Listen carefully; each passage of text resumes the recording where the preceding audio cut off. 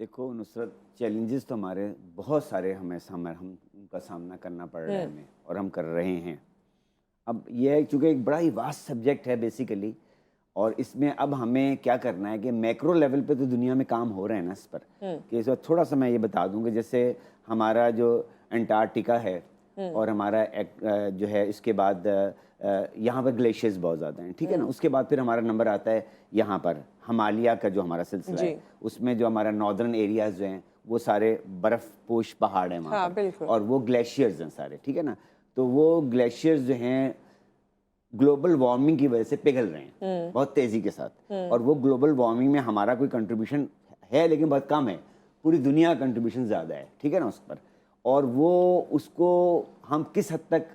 روک سکتے ہیں، یہ ایک بڑا ایک مشکل امر ہے اور بڑا مشکل اچھا نقصان کیا ہے؟ گلیشیئر پگھل جائیں گے، پانی کی صورت میں آ جائیں گے، لوگ استعمال سیلاب آ جائے گا، سیلاب آ جائے گا، زمین آپ کی کاشتکاری، جو ہم لوگ ایگرو بیسڈ کنٹری ہیں، اور سب سے زیادہ متاثر وہ ملک ہوں گے جو غریب ملک ہیں، جو غریب ملک زیادہ تر جو ہیں وہ زراعت پر انحصار کرتے ہیں، اور جہاں پر اور بڑھتی ہوئی آبادی، جیسے ہمارا ملک بھی اس کا شکار ہے کہ ہمارے بڑی آبادی پہ کوئی کنٹرول نہیں ہے یہاں پر، ٹھیک ہے نا. اور زراعت ہمارا بیسک یہاں پر وہ ہے، ان ملکوں پہ زیادہ اثر نہیں پڑے گا جو زیادہ جو زراعت سے کیا، گلیشیئر جب پگھل کے آئیں گے تو وہ تو پانی کی صورت میں ہوں گے، پانی کی صورت میں آئیں گے تو پانی کی آنکھیں نہیں ہوتی نا، وہ پانی یہ تھوڑی دیکھے گا کہ نصرت آپ کی فصلیں تیار کھڑی ہوئی ہیں، پانی تو آئے گا اس کو بہا کے لے جائے گا. جیسے مثال کے طور پہ اس وقت ہمارے پاکستان میں ہوا کہ ہر چیز جو ہے نا ان نیچرلی ہوئی، بارشیں تیزی بہت زیادہ ہو گئیں، اتنے زیادہ سیلاب آ گیا، اور اس کی وجہ سے جو ہمارا جو